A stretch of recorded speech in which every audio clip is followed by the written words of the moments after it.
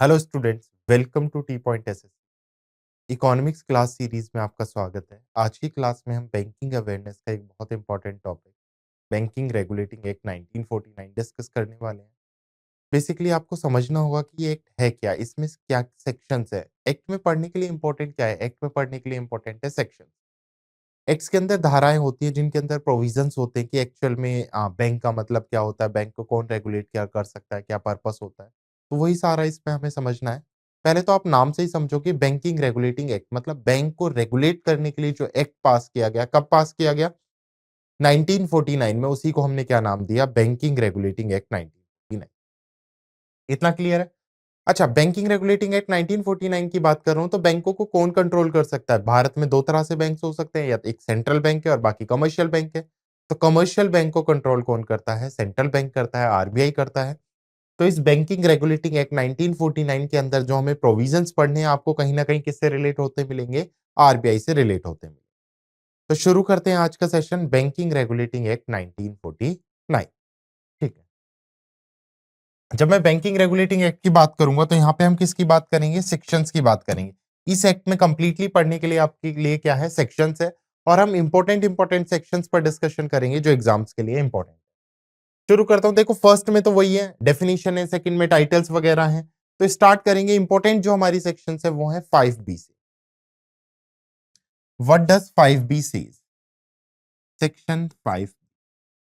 ये सेक्शन है, ये धाराएं हैं इस एक्ट। क्या कहती है सेक्शन 5B? सेक्शन 5B कहती है डेफिनेशन ऑफ बैंक।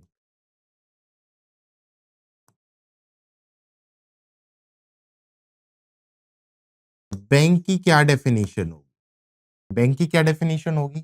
बैंक वो ऑर्गेनाइजेशन होगी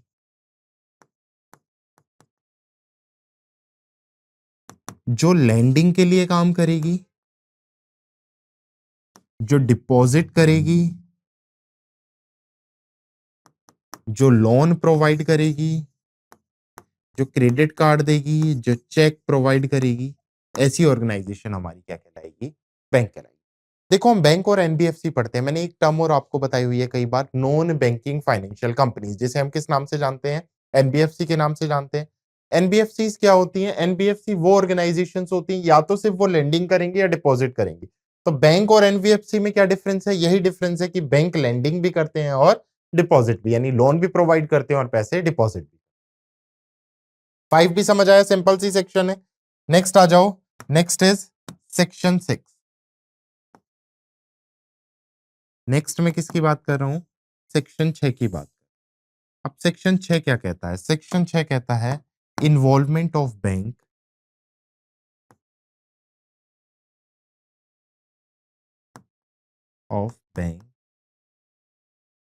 इन ट्रेड। किसकी बात कर रहा है ये? बैंक का ट्रेड में इन्वॉल्वमेंट, मतलब किस किस तरह के ट्रेड बैंक कर सकता है।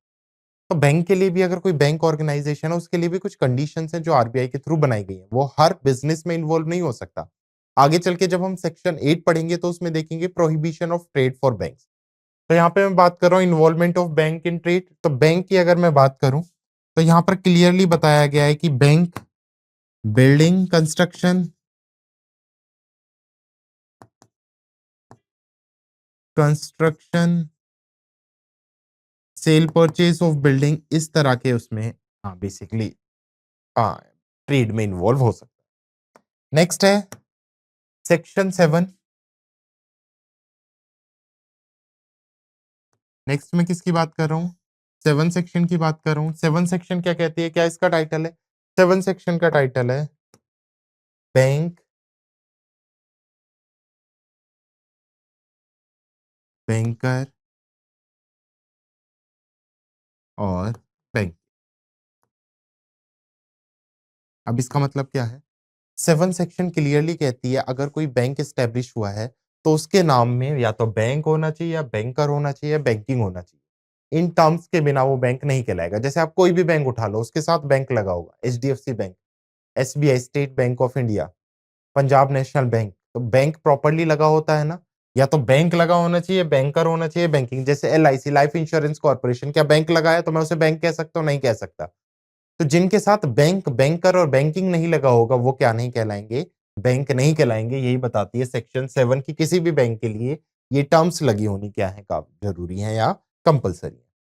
नेक्स्ट है सेक्शन 8। नेक्स्ट में किसकी बात कर रहा हूं, सेक्शन 8 की बात। और क्या कहती है सेक्शन 8? सेक्शन 8 कहती है सिंपली प्रोहिबिशन ऑफ ट्रेड, यानी बैंक कौन से बिजनेस या किस ट्रेड में इन्वॉल्वमेंट नहीं कर सकता। प्रोहिबिशन ऑफ ट्रेड, तो जैसे 6 में बताया गया है ना क्लियरली कहां पर बैंक किस ट्रेड में इन्वॉल्व हो सकता है, ऐसी सेक्शन 8 में बताया गया है प्रोहिबिशन ऑफ ट्रेड की बैंक कहां पर ट्रेड नहीं कर सकता। और यहां पर क्लियरली कहा गया है sales of goods and purchase of goods, जो चीजों की लेन देन या उसकी बिक्री, इसमें बैंक इन्वॉल्व नहीं हो। क्लियर?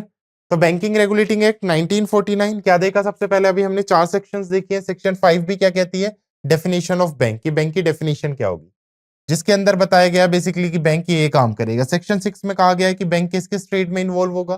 सेक्शन 7 में कहा गया है कि ये 3 नाम्स कंपलसरी है बैंक के साथ, तभी हम उसे क्या नाम देंगे, बैंक देंगे, बैंक, बैंकर और बैंकिंग। और 8 में कहा गया है कि प्रोहिबिशन ऑफ ट्रेड की बैंक किस किस सेक्टर में बेसिकली ट्रेड नहीं कर सकता। बैंक किस में नहीं कर सकता, sales of goods and purchase में नहीं इन्वॉल्व। क्लियर?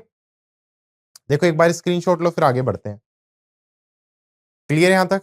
चलो आगे चलते हैं, अब नेक्स्ट समझते हैं। नेक्स्ट मैं बात कर रहा हूं सेक्शन 9। नेक्स्ट सेक्शन कौन सी होगी,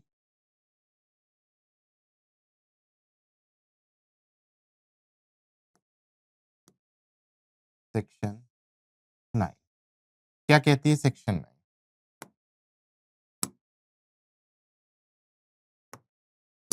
देखो हम सबको पता है ना नॉन बैंकिंग एसेट्स क्या होते हैं, बेसिक जो बैंक के एसेट्स नहीं है।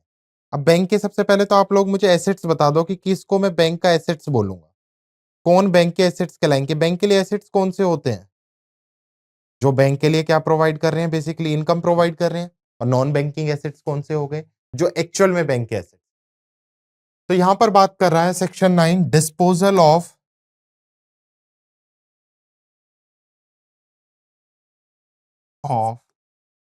Non banking asset. इसका मतलब क्या है, इसका बेसिकली सिंपल सा मतलब ये है कि जो बैंक है वो 7 ईयर से ज्यादा इमूवेबल प्रॉपर्टी एक्वायर नहीं कर सकते अनटिल अनलेस या तो उन्होंने उस प्रॉपर्टी को क्या किया हो, ओन किया हो।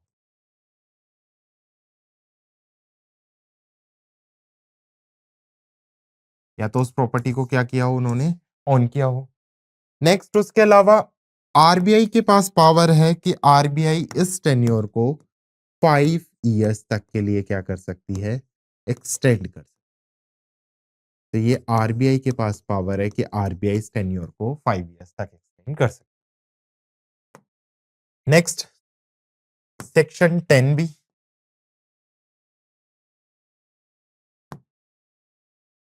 अगली कौन सी होगी हमारे पास, सेक्शन 10। क्या कहती है सेक्शन 10 बी, कि there is a whole time chairman. हर बैंक का क्या होगा, एक होल टाइम चेयरमैन होगा, जिसे जनरली 5 ईयर्स के टेन्योर के लिए, कितने साल के लिए, 5 साल के टेन्योर के लिए किसके थ्रू अपॉइंट किया जाएगा, आरबीआई के थ्रू अपॉइंट किया जाएगा। तो देखो सेक्शन 9 में क्या कहा कि जो भी बेसिकली नॉन बैंकिंग एसेट्स हैं उसका डिस्पोजल अगर इमूवेबल है तो 7 ईयर्स के अंदर हो जाएगा, या तो उसने ऑन की हुई वो प्रॉपर्टी या फिर आरबीआई के थ्रू से और 5 साल के लिए क्या किया जा सकता है, एक्सटेंड किया जा सकता है। क्लियर? 10 बी के अंदर होल टाइम चेयरमैन की बात की, जो कितने साल के लिए अपॉइंट किया जाएगा, 5 साल के लिए अपॉइंट किया जाएगा। नेक्स्ट है सेक्शन 11। नेक्स्ट में किसकी बात कर रहा हूं, नेक्स्ट बात कर रहा हूं मैं सेक्शन 11। क्या कहती है सेक्शन 11? सेक्शन 11 कहती है basically requirement as to minimum paid up capital and reserve. Required as minimum paid up amount and reserve. और ये कितना है मिनिमम पेड अप रिजर्व? ये फॉर इंडियन बैंक के लिए होना चाहिए 5 lakh, and for foreigner banks के लिए कितना होना चाहिए? 15 लाख। देखो, सेक्शन 11 में मिनिमम पेड अप रिजर्व की बात की है, जो इंडियन बैंक्स के लिए 5 लाख होगा, फॉरनर के लिए 15 होगा। सेक्शन 10 बी में होल टाइम चेयरमैन की बात की है, और सेक्शन 9 में disposal of non banking assets की बात की है। एक बार स्क्रीनशॉट ले लो, फिर आगे बढ़ते हैं। डन यहाँ तक? ठीक, आगे आओ अब। सेक्शन 11 तक देखिए हमने। नेक्स्ट है हमारी सेक्शन 30, इंपॉर्टेंट सेक्शन।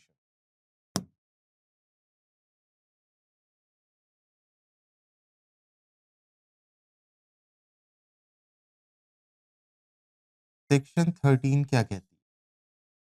सेक्शन 13 कहती है restrictions on brokerage commission,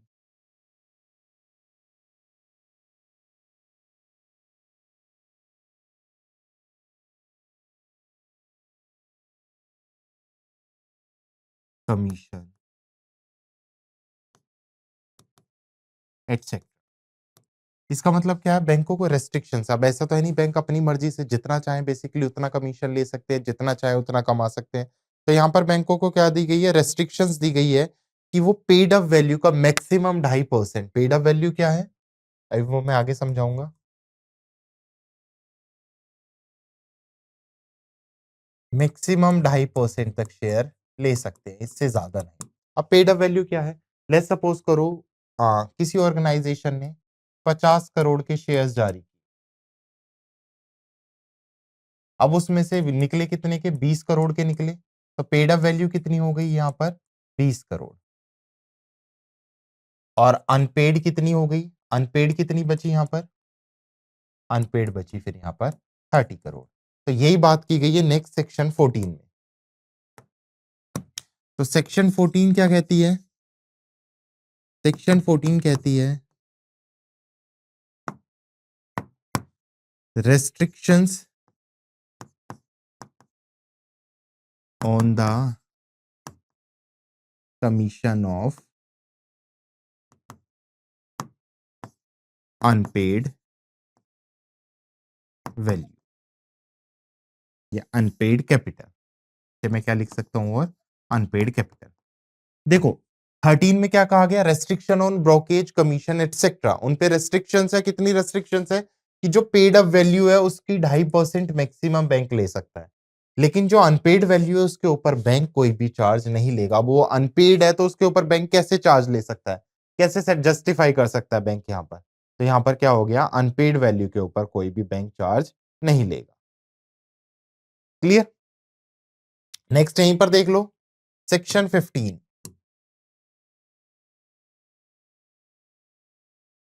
section 15 क्या कहती है? सेक्शन 15 कहती है basically specifically restrictions as to payment of dividend. Restrictions as to payment of dividend. इसका मतलब क्या है? डिविडेंड मतलब शेयर। लेट्स सपोज करो 2 पर्सन है, तो ये कहती है कि पहले जो कैपिटलिस्ट एक्सपेंसेस हैं पहले वो निकलेंगे, और उसके बाद ही क्या होगा? पेमेंट ऑफ डिविडेंड होगा। मतलब प्रॉफिट का जो बंटवारा है वो कब होगा? पहले जो कैपिटलिस्ट एक्सपेंसेस हैं उनको हटाया जाएगा, और उसके बाद ही क्या होगा? प्रॉफिट का बंटवारा होगा। तो 13 के अंदर पेड अप वैल्यू पे मैक्सिमम 2.5%। 14 क्या कहती है? जो अनपेड वैल्यू उसके ऊपर कोई चार्ज मत लो। और सेक्शन 15 क्या कहती है कि जो पेमेंट ऑफ डिविडेंड है, जो बेसिकली प्रॉफिट का बंटवारा है, वो पहले सारे कैपिटल एक्सपेंसेस का खर्चा हटाओ और उसके बाद ही आप क्या करोगे, पेमेंट का डिविडेंड करोगे, ये डिविडेंड ऑफ पेमेंट करोगे। क्लियर? ले लो एक बार स्क्रीनशॉट फटाक से, आगे बढ़ते हैं फिर। चलो नेक्स्ट आ जाओ। अब नेक्स्ट हम बात कर रहे हैं अब 16 की, सेक्शन 16।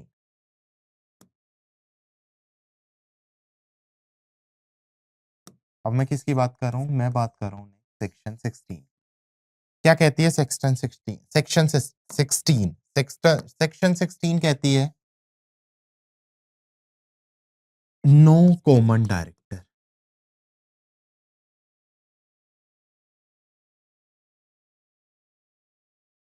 मतलब एक डायरेक्टर दो बैंक का डायरेक्टर नहीं हो सकता, बट एक के दो हो सकते हैं। देखो दोनों में डिफरेंस रखो। एक डायरेक्टर दो बैंकों को डील नहीं कर सकता, बट आरबीआई के पास पावर है। हम आगे चल के इसी सेक्शन में पढ़ेंगे कि एक बैंक के दो डायरेक्टर तो हो सकते हैं, बट एक डायरेक्टर दो बैंक का नहीं हो सकता। सेक्शन 17 क्या कहती है? सेक्शन 17 सेक्शन 17 कहती है रिजर्व फंड के बारे में। हर बैंक को एक रिजर्व फंड मेंटेन करना होगा, जिसमें उसे 25% डालना होगा नेट प्रॉफिट का बिफोर डिविडेंड। यानी डिविडेंड यानी प्रॉफिट के बंटवारे से पहले हर बैंक को नेट प्रॉफिट का 25% रिजर्व फंड के रूप में क्या करना होगा, रखना होगा। क्लियर? नेक्स्ट आ जाओ सेक्शन 18।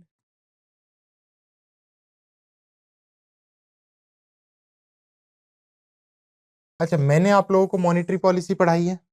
मॉनेटरी पॉलिसी में मैंने दो टर्म्स पढ़ाई होंगी, एक सीआरआर पढ़ाया होगा मैंने और एक एसएलआर पढ़ाया होगा। तो यहां पर बात हो रही है सेक्शन 18 में सीआरआर की, कैश रिजर्व रेशियो। अब यहां पर मैं पूरा नहीं पढ़ाऊंगा इसे, क्योंकि मैं इकोनॉमिक्स में पढ़ा चुका हूं। आप जाके पुरानी वीडियो देखो मॉनेटरी पॉलिसी की, आरबीआई एंड मॉनेटरी पॉलिसी, वहां पर मैंने सीआरआर कराया हुआ है। तो सीआरआर में एक रफली बता देता हूं क्या होता है। हर बैंक को डेली बेसिस पर स्पेसिफिकली अपने एनडीटीएल का कुछ परसेंट, जैसे अभी कितना चल रहा है 4.5% चल रहा है, हर आरबीआई के पास जमा कराना होता है। और उसी को हम क्या नाम, सीआरआर। सेक्शन 18 कहता है कि हर बैंक को क्या मेंटेन करना पड़ेगा, सीआरआर मेंटेन करना पड़ेगा। मतलब डेली बेसिस पर कुछ अमाउंट किसको देना पड़ेगा, हर बैंक को आरबीआई को देना पड़ेगा। और वो कितना चल रहा है जनरली अभी 4%। What is NDTL? एनडीटीएल का मतलब है जितना भी पब्लिक का कैश डिपॉजिट आ रहा है या टाइम डिपॉजिट आ रहा है। तो डिमांड और time, net demand and time liability बोलते हैं। Net demand and time liability. तो हर बैंक को क्या करना पड़ेगा, अपना एनडीटीएल का 4.5% किसको देना पड़ेगा डेली बेसिस पे, आरबीआई। तो सेक्शन 16 नो कॉमन डायरेक्टर, 17 के अंदर रिजर्व फंड रखना पड़ेगा, नेट प्रॉफिट का 25% अब बिफोर डिविडेंड। सेक्शन 18 कहती है सीआरआर कैश रिजर्व रेशियो की हर बैंक को क्या करना पड़ेगा, सीआरआर मेंटेन करना पड़ेगा। एक बार फटाक से स्क्रीनशॉट लो फिर आगे बढ़ते हैं। नेक्स्ट देखो आगे सेक्शन 20। नेक्स्ट इंपॉर्टेंट सेक्शन कौन सी होगी, सेक्शन 20। और क्या कहती है सेक्शन 20, एक बार ये भी, restrictions on loan and advance.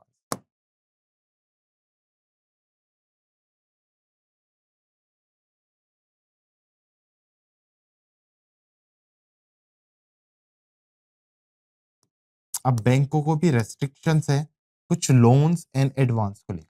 अच्छा, क्या रेस्ट्रिक्शंस होंगी बैंकों को लोन एंड एडवांस को लेकर? दो रेस्ट्रिक्शन। एक तो ये अपने ओन शेयर के अगेंस्ट लोन नहीं दे सकते, और एक ये गोल्ड बुलियन के अगेंस्ट लोन नहीं दे। इस पॉइंट को समझो अच्छे से, एक्चुअल में कहना क्या चाह रहा है। मैं कह रहा हूं कि बैंकों को भी आरबीआई के थ्रू रेस्ट्रिक्शंस है बेसिकली कि क्या कर सकता है आरबीआई? बैंकों को रोक सकता है लोन देने से। किस कंडीशन में? अपने शेयर के अगेंस्ट। लेट्स सपोज करो मैं हूं, मैंने क्या किया, किसी बैंक के शेयर खरीद लिए, एसबीआई के शेयर खरीद लिए, 2 लाख, 10 लाख, 20 लाख। अब मैं एसबीआई के पास चला जाऊं कि मेरे पास ये शेयर्स हैं, इनको गिरवी रख लो और बदले में मुझे लोन दे दो। तो ऐसा बैंक नहीं करते कि अपने शेयर के अगेंस्ट बैंक कभी भी लोन नहीं दे। तो ये बैंकों के लिए रेस्ट्रिक्शन है under section 20 of banking regulating act. Next है जो गोल्ड बुलियंस होते हैं उसके अगेंस्ट पे बैंक लोन नहीं देते, जो बेसिकली गोल्ड के बिस्किट बोल दो या हम बोल दो गोल्ड की ब्रिक बनाई हुई है प्योर 24 कैरेट की, तो उसके अगेंस्ट भी बैंक लोन नहीं देते। नेक्स्ट 22। अब ये तो आपने बहुत बार सुनी होगी सेक्शन, और ये इंपॉर्टेंट भी हो जाती है क्योंकि बहुत बार सुनी है। अच्छा, मैं ऐसे समझाता हूं आपको। एक बैंक है ए, उसको बैंक का लाइसेंस मिल गया। किसके थ्रू लाइसेंस मिला है उसको? कौन देता है बैंकों को लाइसेंस? आरबीआई। तो आरबीआई के पास भी तो कोई पावर होगी कि वो बैंकों को लाइसेंस दे सकता है। Under section 22 of banking regulating act RBI के पास पावर है। आरबीआई क्या कर सकता है? बैंकों को लाइसेंस प्रोवाइड। और ये कई बार पूछा गया है कि किस सेक्शन के तहत आरबीआई बैंकों को लाइसेंस प्रोवाइड करता है। तो किस सेक्शन के तहत? सेक्शन 22। किसकी सेक्शन 22? बैंकिंग रेगुलेटिंग एक्ट की सेक्शन 22 के तहत आरबीआई क्या कर सकता है? बैंकों को लाइसेंस प्रोवाइड। क्लियर? नेक्स्ट आ जाओ section 23, 23।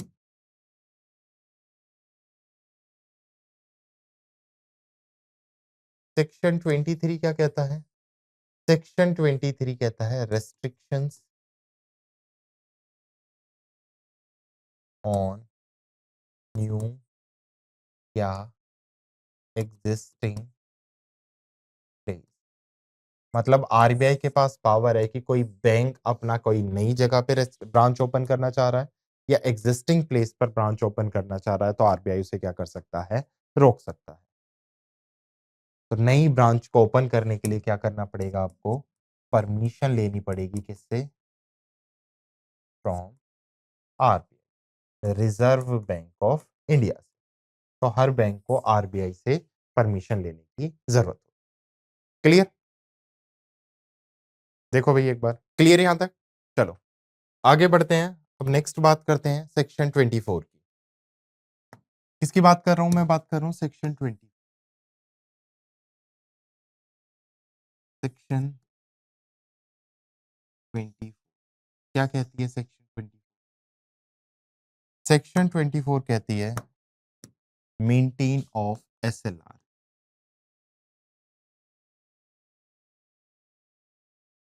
SLR, what is SLR? SLR is statutory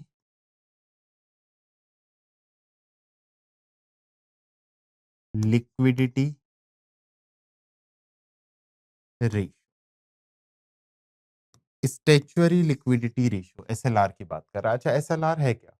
जैसे हमने सीआरआर पढ़ा था ना, cash reserve ratio, monetary policy का पार्ट है। सेम ऐसे ही एसएलआर भी मैंने मॉनेटरी पॉलिसी में पढ़ा है, पर मैं दोबारा एक्सप्लेन कर देता हूँ। एसएलआर एक्चुअल में है एनडीटीएल का वो अमाउंट जो हर बैंक को डेली बेसिस पे अपने पास डिपॉजिट करके रखना होता है। जैसे सीआरआर में हमने क्या समझा था कि वो अमाउंट किसको देना होगा? बैंक को, आरबीआई को देना होगा। लेकिन यहाँ पर ये 18% चल रहा है, हर बैंक को एनडीटीएल का 18% अपने पास रखना हो डेली बेसिस पे, चाहे वो गवर्नमेंट सिक्योरिटी की फॉर्म में रखे, गोल्ड की फॉर्म। तो उसको हम क्या बोलते हैं? एसएलआर नाम। तो ये दोनों ना मैंने मॉनेटरी पॉलिसी में अच्छे से एक्सप्लेन किए हैं। आप एक बार मॉनेटरी पॉलिसी जाके देखोगे तो आपको समझ आ जाएगा। नेक्स्ट आ जाओ। नेक्स्ट है सेक्शन 26। सेक्शन 26 क्या कहती है? Return on unclaim deposit.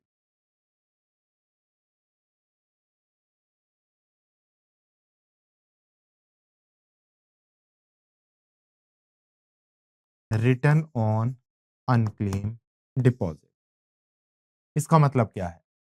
इसका सिंपल सा मतलब ये है, लेट्स सपोज करो कोई ऐसा अकाउंट है जिसमें 10 साल से कोई एक्टिविटी नहीं हुई। मतलब उसमें अमाउंट पड़ा हुआ है, लेट्स सपोज करो उसमें पैसा पड़ा हुआ है, या तो वो पर्सन की डेथ हो गई या वो पर्सन भूल गया। तो 10 साल तक उसमें कोई एक्टिविटी नहीं होती है, तो 10 साल बाद गवर्नमेंट उसे अनक्लेम डिपॉजिट जमा कर देती है। या उसे क्या बोल देती है, अनक्लेम डिपॉजिट डिक्लेयर कर देती है कि भाई इस अकाउंट को लेने वाला कोई नहीं है। अब हर बैंकों को क्या करना होगा, जितने भी अनक्लेम डिपॉजिट्स होंगे, वो फाइनेंशियल ईयर जब स्टार्ट होता है, यानी जब 1 अप्रैल से स्टार्ट होता है, तो 30 डेज के अंदर-अंदर अनक्लेम डिपॉजिट्स को रिटर्न करना होगा किसके पास? आरबीआई के। क्लियर? तो रिटर्न ऑन अनक्लेम डिपॉजिट, जो ऐसे अनक्लेम डिपॉजिट जो बैंकों के पास जमा है, बैंकों को आरबीआई को हर महीने की 30 शुरुआत जब स्टार्ट होता है फाइनेंशियल ईयर, उसके 30 दिन के अंदर-अंदर आरबीआई के पास सबमिट करनी होगी। 26 नेक्स्ट है सेक्शन 20। सेक्शन 29 बात करती है बैलेंस। बैंकों को क्या मेंटेन करनी पड़ेगी? बैलेंस शीट मेंटेन करनी पड़ेगी। और यहीं पर लिख लोगे आप सेक्शन 30। सेक्शन 30 बात करती है ऑडिट की। एक लायक ऑडिटर होगा जो बैंकों की बैलेंस शीट को क्या करेगा? ऑडिट करेगा। तो सेक्शन 24 के अंदर मेंटेन ऑफ एसएलआर, एसएलआर के मेंटेन की बात कर रहा है।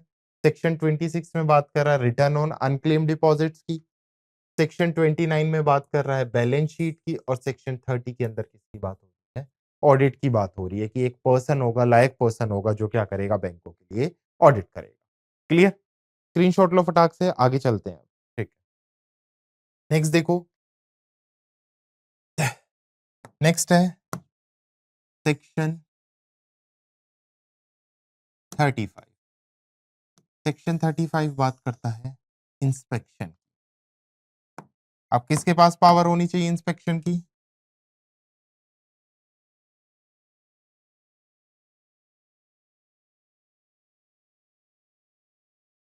किसके पास पावर होगी इंस्पेक्शन की?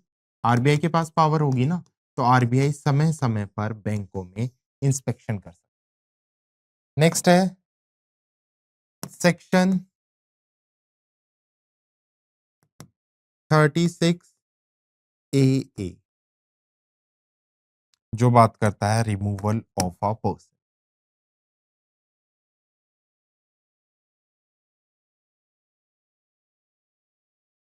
और यहीं पर मैं बात करूंगा सेक्शन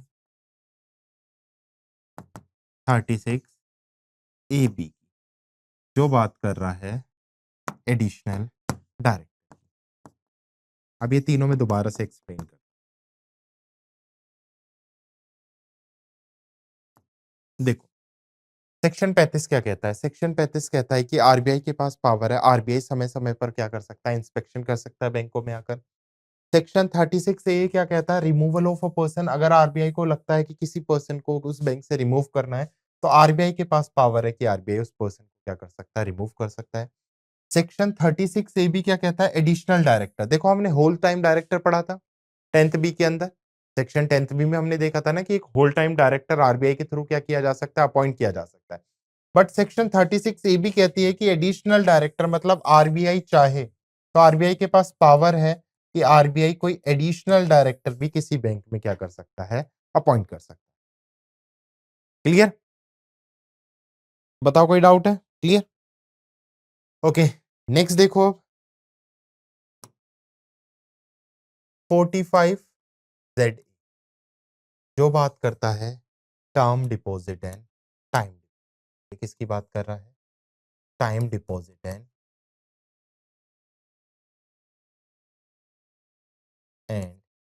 डिमांड डिपॉजिट। टाइम और डिमांड डिपॉजिट का मतलब ये मैं ऑलरेडी बता चुका हूँ वैसे आपको, एनडीटीएल जब हम लोगों ने समझा था। देखो, हम बैंक में जब पैसा जमा कराते हैं तो कितने तरीके से पैसा जमा करा सकते हैं? 2 तरीके से जमा। या तो मैं अपने करंट अकाउंट सेविंग अकाउंट में डलवाऊँगा या मैं फिर एफडी कराऊँगा। तो एफडी क्या एक फिक्स टाइम के लिए हो रहा है ना, कि 6 साल के लिए, 10 साल के लिए, 20 साल के लिए, तो उसको हम क्या नाम देते हैं? Time deposit. जब हम कुछ पर्टिकुलर टाइम के लिए हम किसी बैंक में पैसा जमा कराते हैं तो उसे हम नाम देते हैं टाइम डिपॉज़िट। डिमांड डिपॉज़िट, अब देखो मैंने अपने करंट अकाउंट सेविंग अकाउंट में कराया, उसे मैं कभी भी निकाल सकता हूँ जब मुझे डिमांड होगी। मैं यूपीआई के थ्रू निकाल सकता हूँ, चेक के थ्रू निकाल सकता हूँ, तो उसे हम क्या नाम देते हैं? Demand deposit. क्या हम बैंक में दोनों तरह के अमाउंट डिपॉज़िट नहीं कर सकते? मैं एफडी भी करा सकता हूँ, बैंक में डिमांड डिपॉज़िट भी करा सकता हूँ। तो ये बैंकों के पास राइट है कि आर्टिकल 45 सेक्शन 45 जेड ए के तहत बैंक क्या करेंगे, कस्टमर्स को टाइम डिपॉजिट और डिमांड डिपॉजिट की फैसिलिटीज प्रोवाइड कराएंगे। तो इस पॉइंट का मतलब समझ आया 45ZA का क्या है, कि कस्टमर्स को time and demand deposit basically प्रदान कर। देखो एक बार स्क्रीनशॉट लो और फिर आगे चलते हैं। यहीं पर ZE भी है। अच्छा, आप लोगों ने सुना होगा ना, बैंक लोकर फैसिलिटीज प्रोवाइड कराते हैं। तो अगर आपसे पूछ ले लोकर फैसिलिटीज के लिए कि कौन सा है, 45ZE, यहां पर लिख लेंगे हम। ये जो 45Z ही है, ये किसके लिए है, लोकर फैसिलिटी, कि बैंक कस्टमर्स को कैसी फैसिलिटी प्रोवाइड कराएगा, लोकर। तो ZA के अंदर time and demand demand deposit और 45ZE के अंदर क्या है, लोकर फैसिलिटी। अब ले लो, क्लियर यहां तक। चलो आगे बढ़ते हैं, लास्ट 3 इंपॉर्टेंट सेक्शंस और बची हैं। सबसे पहले इंपॉर्टेंट सेक्शन है 45, 47 और 52। ये 45D है, ये 45A है और ये 52 है। इन 3 सेक्शंस को और देखते हैं और ये टॉपिक हमारा क्या हो जाएगा, आज कंप्लीट हो जाएगा। अच्छा, 45D क्या कहता है, 45D कहता है settlement of list of debtors. अब इसका मतलब क्या है, यहां पर लिख देता हूं मैं, settlement of settlement of list of debt. Debtors क्या होते हैं, कर्जदार होते हैं।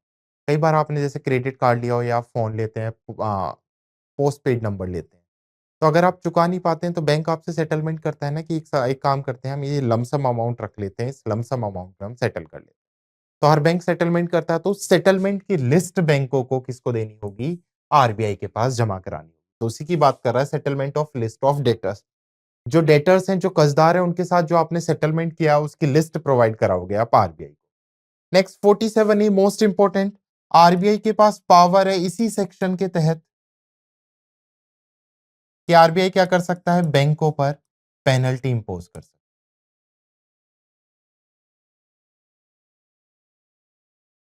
तो बैंकों के ऊपर जो पेनल्टी लगती है आरबीआई की इसी सेक्शन के अकॉर्डिंग लगती है। आरबीआई के पास पावर है, अगर बैंक अच्छा नहीं कर रहे हैं, जैसे हम लोगों ने पीसीए देखा था, प्रॉम्प्ट करेक्टिव एक्शन, उसमें पेनल्टी इंपोज करता है आरबीआई। और लास्ट 52 है कि यूनियन गवर्नमेंट के पास, सेंट्रल गवर्नमेंट के पास पावर्स हैं इस एक्ट के regarding rules and laws form करने। तो ये जो लॉज बनेंगे इस एक्ट से रिलेटेड, इसमें कुछ अमेंडमेंट होगा तो वहां कहां से होगा, पार्लियामेंट। तो ये था हमारा बैंकिंग रेगुलेटिंग एक्ट। अब मैं क्विक रिवाइज करा देता हूं एक बार बैंकिंग रेगुलेटिंग एक्ट, और इस टॉपिक को हम क्या करते हैं, खत्म करते हैं। देखो